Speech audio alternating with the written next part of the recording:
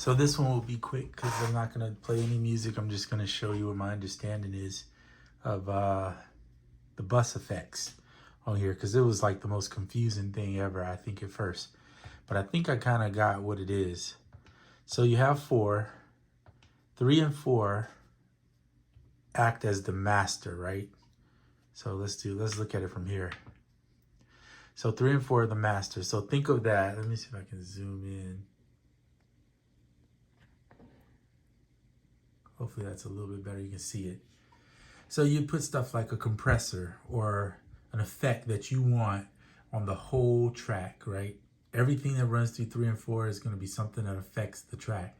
And the cool thing is they set up favorites, right? So you can literally set up 2 effects or bypass them if you want to do that too for the for your 3-4. And the way you would go about it is use this knob, and then you see how the tab appears favorite.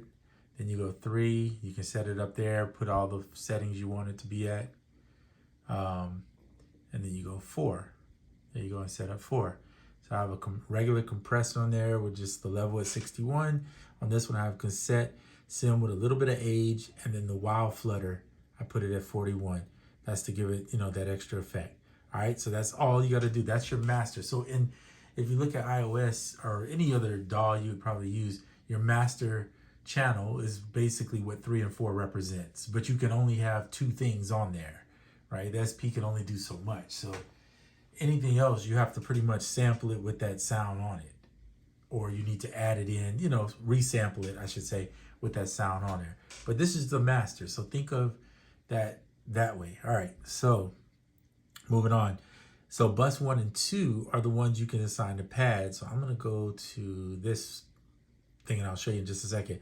So you can run them in parallel or the other way, which is if you push in this button here, you'll see, I always get that confused, parallel versus not parallel, but I'm going to use my terminology, which is you can run the bus 1 into 2, meaning whatever hits bus 1 is going to hit bus 2, and then it goes to 3, 4, or you can have them separate and they'll bypass, like bus 2 will be its own thing into 3, 4, and 1 will be its own thing. So it'd be like in having iOS or whatever DAW you're using, you have a channel, right? And that channel is maybe your drums are on one bus because you want to put a certain effect on that bus, right? That affects only them.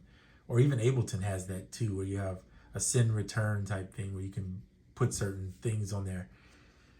And then to your bus 2, right? Same principle. You're going to add something to it. And that's where all those effects come in. You can put it on there. Okay, so how do you know which bus you're on or not on? Let's talk about that. Let's zoom out a little bit so you can see the rest of this. So you see these colors. I have one of each color. So one color represents bus 1 and one color represents bus 2, and the other color you'll see a white. This is supposed to be white, but it looks kind of bluish or purpley on the camera. Is nothing. So it's bypassing 1 and 2. So this orange, I'm going to call it orange because I think it's supposed to be orange, but I know the camera hits it, it'll look a little different. That's bus 1. The green is bus 2.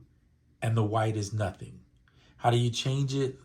It's pretty simple. You hit the remain button, tap the pad. If you look down here, you'll see it changing colors. Right? But it's only changing white and green. Well, that's because I'm on bus 1, right? So I need to set it to bus 1, hit remain, and then tap the color that you want it to be on. But if you just want it to be on the other bus, then hit remain, tap that color. So whatever the last bus you're on, it's going to go to that one. So if you go select the bus you want it to be on, tap remain, and then hit the colors, you'll see it change. So that's pretty much all I'm going to touch on. That's all you need to know. If you don't want it to be the sound to be affected, like these are my drums. I'm not going to play them because I don't have my speakers on. I don't want them to be affected by anything. They're already kind of colored the way I like them. So I don't need to put an effect. If I want an effect on them, I'll resample them to another pad. And then that's how I'll put the effect on there. This is like my bass, right? These are typically my chords or samples. So this is my bass. I want my bass to go through bus 2, its own bus. I may not put anything on it, but I just do that too to help me remember what these are for. This is bass. I usually make my samples or my chords or melodies or whatever is always going to be the orange on bus 1. And that's how I keep it in my memory to understand the bus effect stuff on this.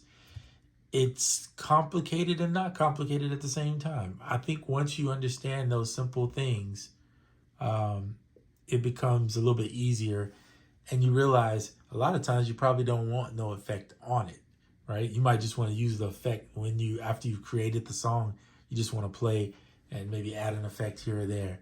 So that's up to you, but I'm just showing you how that bus effect stuff works, so it's not too confusing.